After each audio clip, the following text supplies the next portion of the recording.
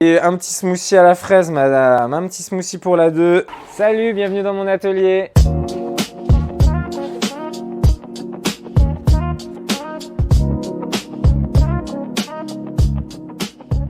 Ici, on est dans mon atelier, atelier manufacture et laboratoire autour du carreau de ciment. Aujourd'hui, je suis en train de travailler sur sortir une nouvelle collection d'une artiste qui s'appelle Atelier Moelli. Et donc, du coup, je fais des prototypes comme à chaque fois quand je sors une nouvelle collection. On va en profiter pour que je vous montre comment on fait un carreau de A à Z. La première étape, ça va être préparer les couleurs. Ok, donc les couleurs ici, c'est comme une petite pâte à crêpes à base de ciment, de poudre de marbre, de pigments et d'eau. C'est ça qui va faire ce qu'on appelle la couche d'usure, c'est-à-dire la surface de ton carreau.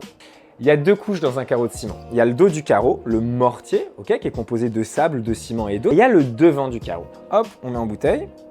Petit smoothie pour la 2.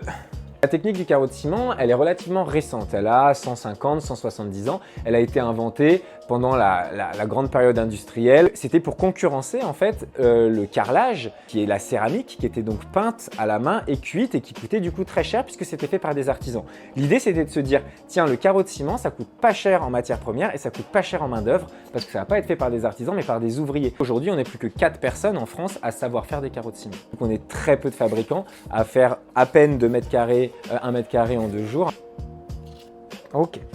Fabriquer des carreaux, c'est un métier qui est très difficile. C'est un beau métier, c'est hyper gratifiant de faire des belles choses, mais c'est très physique, on est dans une atmosphère un peu polluée, etc. Hop, je ferme le chapeau, je le glisse sous la presse.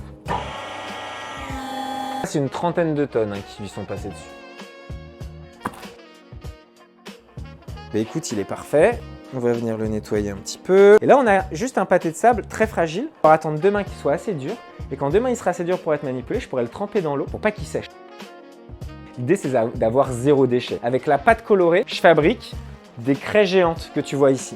Le prix est libre et tout l'argent va au secours populaire. Ça fait moins de choses à la décharge et ça permet d'aider des gens qui en ont besoin.